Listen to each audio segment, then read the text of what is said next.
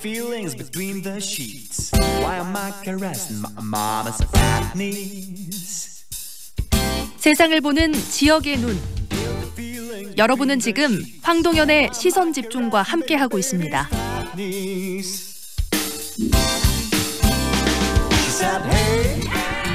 아침 저녁으로 공기가 차갑습니다. 이 추운 겨울 이제 멀지 않았다라는 생각이 들 정도인데요. 벌써부터 올겨울 날씨가 심상치 않을 것이라는 그런 전망들도 나오고 있습니다. 이상 한파의 폭설, 거기에 또 미세먼지까지 2중고, 3중고의 겨울이 될 것이라는 그런 예측들인데요. 자세한 기후 전망 오늘 해보겠습니다. 기후변화행동연구소 오재호 이사장 연결합니다. 안녕하세요, 이사장님. 네, 오조입니다. 네. 반갑습니다. 보통의 날씨와 관련된 이야기들을 할 때 기상, 뭐 또 기후, 그 용어들이 굉장히 좀 비슷한 듯하면서도 차이도 좀 나고 그러는데 먼저 이 기상과 기후 그 차이부터 한번 정리를 하고 들어갈까요? 네, 그 기상이라는 것은 우리가 매일매일 만나는 그런 하늘의 변동입니다. 네. 그 기후는 우리가 전문적으로 한 30년 평균 그렇게 이야기합니다. 다시 우리 일상생활을 이야기하면 날씨라는 것은 오늘 어떻게 될까 내일은 어떻게 될까 하는 것이고 네. 기후라는 것은 우리가 가만히 있어봐 내 학교 다닐 때 그때는 봄이 어떻겠지 또 가을이 어떻겠지 그렇게 이제 평균된 기억만 남는 게 기후라고 이렇게 하시면 이해가 쉽습니다. 네.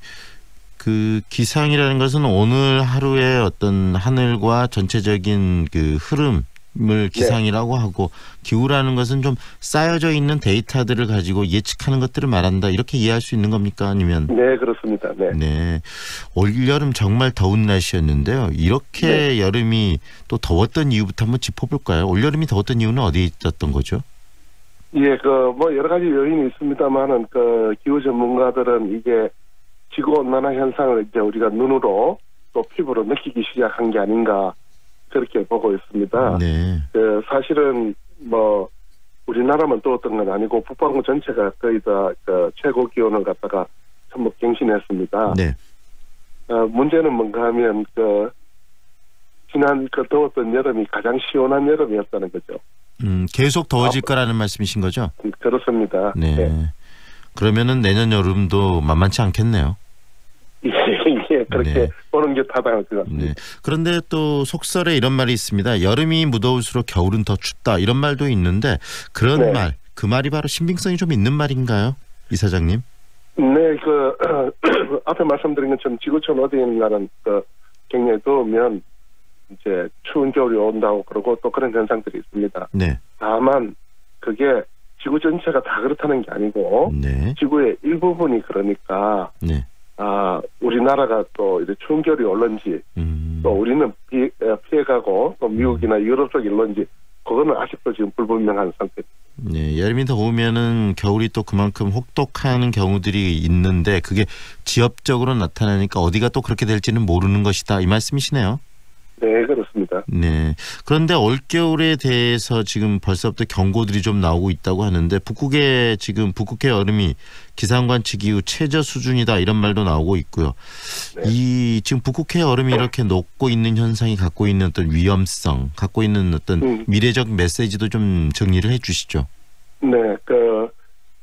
우선은 우리 대기 상층, 우리 하늘 10km에서 15km 사이에 보면 제트기류라 해서 우리가 편서풍이 서쪽에서 동쪽으로 굉장히 빠른 바람이 돌고 있습니다. 네. 이 바람이 어떤 역할을 하는가 하면 북쪽에는 북극의 찬 공기를 갖다가 묶어놓는 역할을 하고 있습니다. 네. 이 바람의 속도는 어디서 결정이 되는가 하면 북쪽에 하고 우리 중위도하고 사이의 온도 차이에서 결정이 되는데 네. 이 북극의 얼음이 녹고 자꾸 더워지면 어떻게 되는가 하면 온도 차이가 점점 적어집니다. 네. 작아지고 또 거기에 따라서 이 제트기류의 속도도 약해지고 네. 그러면서 이 제트기류가 이렇게 사행을 합니다. 이렇게 북쪽으로 갔다 남쪽으로 내려갔다 날락날락하면서 네. 파동을 일으키는데 이 파동이 어느 쪽으로 흘러내리냐에 따라서 그쪽에는 북극에 있어야 되는 공기들이 흘러내립니다. 그래서 우리나라 쪽에도 뭐 과거에 보면 여러 차례 그런 경험을 해서 아주 추운 겨울을 보낸 적도 있고요. 네네. 또 반대로 이게 빗게 나면 또 이상 난동이 또 나타나기도 합니다.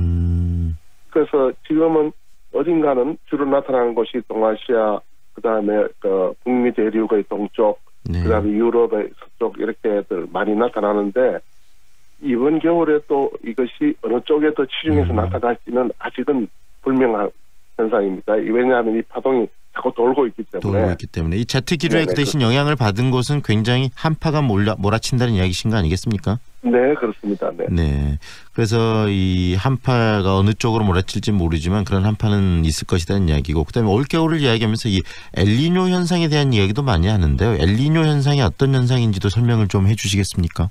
네, 그 엘니뇨 현상은 우리하고는 좀 멀지만은 그 적도 쪽에서 페루 앞바다에서 산물이 올라옵니다. 네. 그 이유는 페루에서 필리핀 쪽으로 이렇게 태평양이 가로질러서 동풍이 불고 있는데 아직까지 왜 그런지 원인은 모르지만 3년에서 7년 주기로 페루 앞바다에 있는 그 찬 바닷물이 더운 바닷물로 온도가 올라갑니다. 네. 그렇게 되면 그 해류도 중지하게 되고 이것들이 나타나면